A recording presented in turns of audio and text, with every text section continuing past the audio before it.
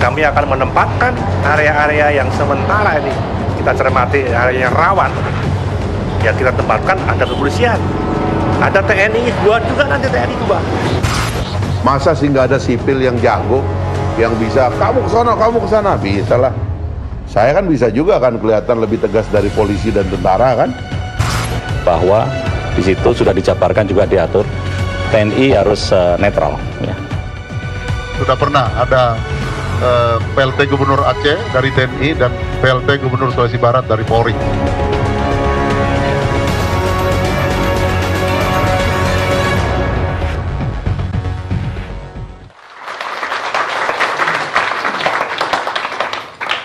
Pemirsa, kita masih bersama Indonesia Lawyers Club. Sekarang giliran Ketua Umum PP Muhammadiyah, Daniel Anzar. Pemuda Muhammadiyah. Oh, udah. Cepat sekali nanti. Bismillahirrahmanirrahim. Assalamualaikum warahmatullahi wabarakatuh. Saya mau buka dengan pantun, Bu ya. Rancak perangai anak padusi, sate padang kegemaran Buya Karni. Kasihan polisi ditarik ke politik tanpa henti. Jadi Buya Karni Ilyas sebutlah mewakili masyarakat awam yang nggak ahli politik, yang nggak ahli hukum dan sebagainya. Kami melihat politik itu kan seperti drama yang skinnya terpisah-pisah. Nah, menghubungkan antara satu skin dengan skin yang lain itu menjadi sebuah cerita. Babak ya, sebutlah begitu. Saya skin ya. Atau lebih ahli tadi Pak Prof Salim. Nah, jadi babak-babak itu kita lihat secara terpisah. Saya pinjam istilahnya Pak Prof Salim tadi. Babak-babak itu kan terpisah. Misalnya sebut begini, ada babak di mana ada calon polisi di satu daerah. Ada babak di mana satu kecenderungan politik yang afirmatif terhadap polisi. Misalnya ada satu babak misalnya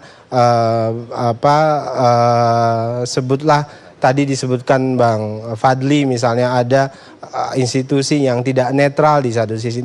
Banyak babak-babak itu sehingga muncul kesimpulan dari cerita-cerita itu.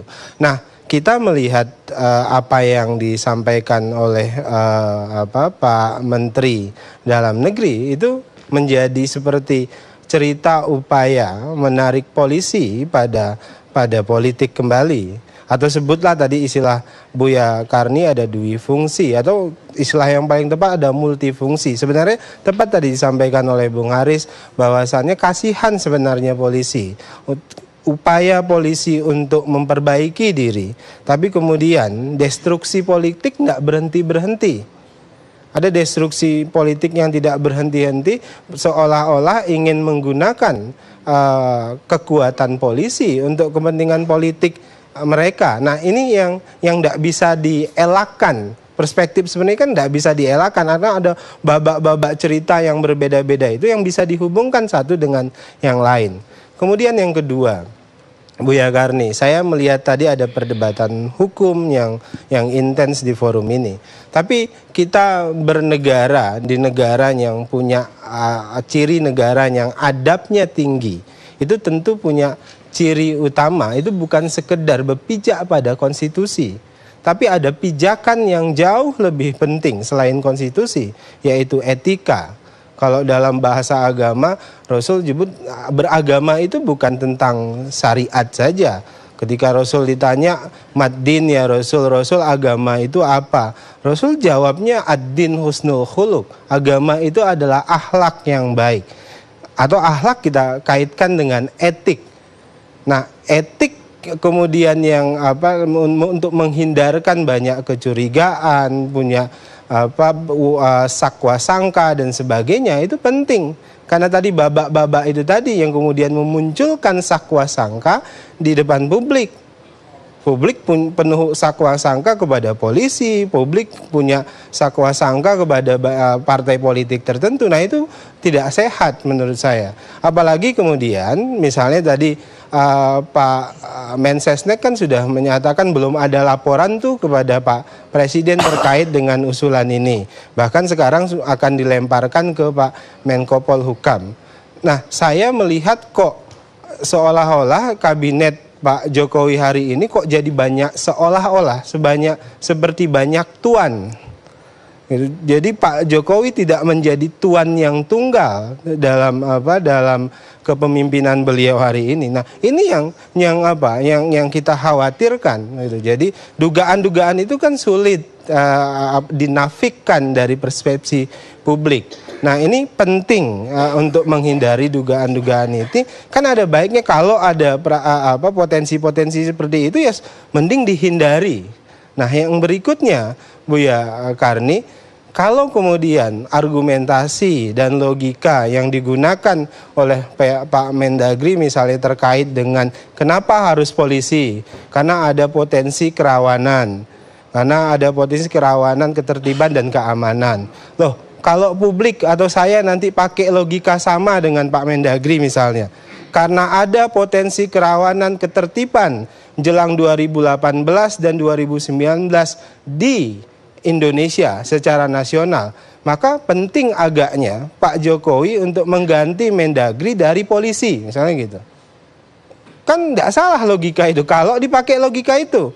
Misalnya kita pinjam logikanya Pak Mendagri, kita usulkan kepada Pak Presiden karena ada potensi kerawanan, misal ada data intelijen yang menyatakan segala macam bla bla gitu, ada potensi kerawanan ini, kerawanan ketertiban dan keamanan, maka Pak Presiden kami mengusulkan supaya Mendagri diganti dari kepolisian supaya bisa menangani kerawanan itu. Nah, itu kan jadi sama logika itu kalau minjemin itu.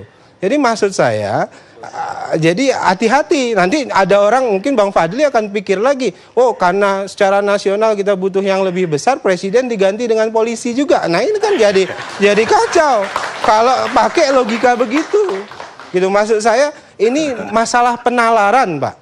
Kami publik yang sebutlah belajar banyak hal, melakukan penalaran, udah nggak salah bagi kami melakukan penalaran itu. Kenapa? Itu tanda masyarakat cerdas. Dan jadi masyarakat cerdas pasti memproduksi penalaran-penalaran begitu.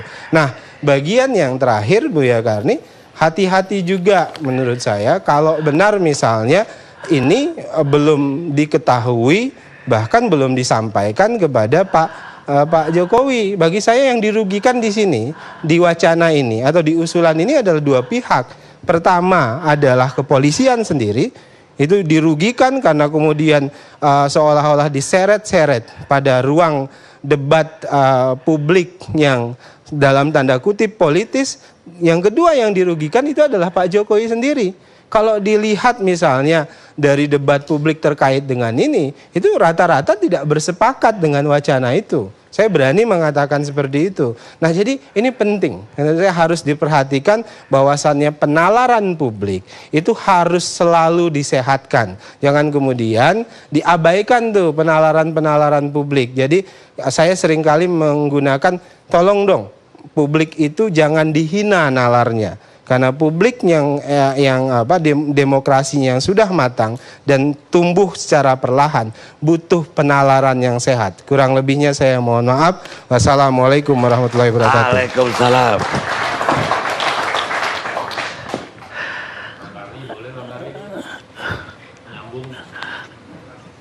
Nanti deh Pak. Gimana Edi Asifuan saya mau dengar. Ya. Abang mau nanya apa nih Bang? Kau nanya, saya mau dengar.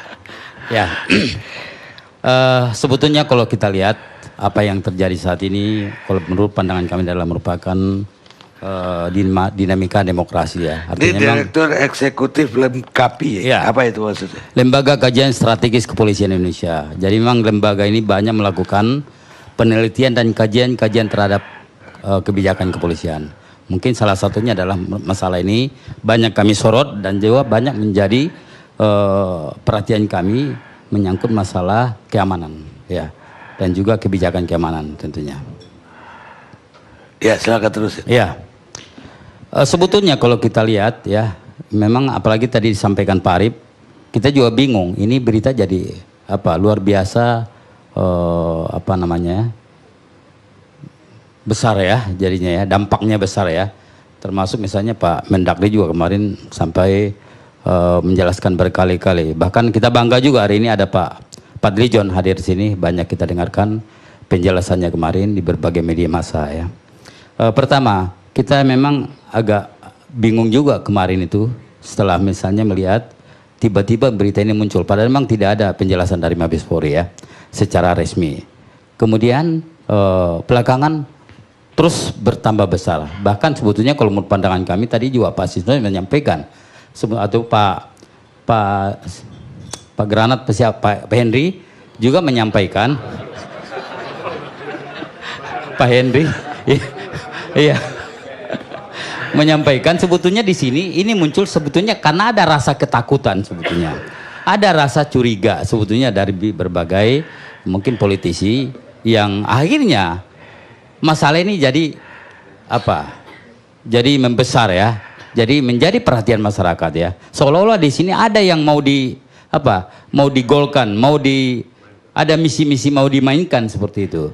Bahkan tadi juga PDIP udah menyampaikan bahwasannya tidak mungkin ada misi-misi di sini. Apalagi misalnya kalau kita lihat seminggu sebelum penunjukan sudah dilantik. Mana mungkin ada misalnya ada permainan yang akan terjadi di dalam kasus ini ya.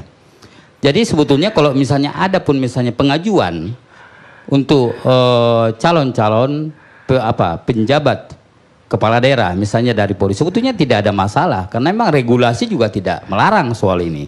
Bahkan sebetulnya beberapa bulan lalu kami juga melakukan penelitian sebetulnya, bukan hanya sebetulnya dilaksanakan tingkat, kalau bicara masalah tingkat kerawanan, bukan hanya di Jawa Barat dan juga Sumatera Utara. Sebetulnya satu lagi yang perlu kalau memang ada jenderal yang perlu ditempatkan, perlu di Papua menurut kami.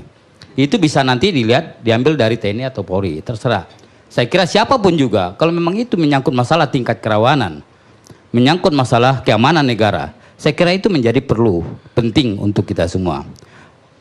Saya kira itu mungkin penjelasan kami, Pak. Jadi maksud Anda ini hanya gara-gara curiga, partai politik curiga dengan... Saya kira demikian. Kenapa? Sebetulnya ini masalah kan sudah biasa terjadi. Bahkan tahun kemarin kalau kita lihat Pak Carlo sendiri juga sudah menjabat sebagai Gubernur Sulawesi Barat dan aman. Kemudian kemarin ada juga dari TNI di Aceh juga aman. Polri juga. Iya, dari TNI dari Aceh kalau nggak salah ya. Bahkan beberapa tahun sebelumnya juga ada sebetulnya TNI ditempatkan sebagai pejabat gubernur dan tidak ada masalah. Bahkan kita bingung kalau belakang ini misalnya muncul lagi rame masalah ini dan ini di luar daripada dugaan kita. Baik, kita lihat pemirsa.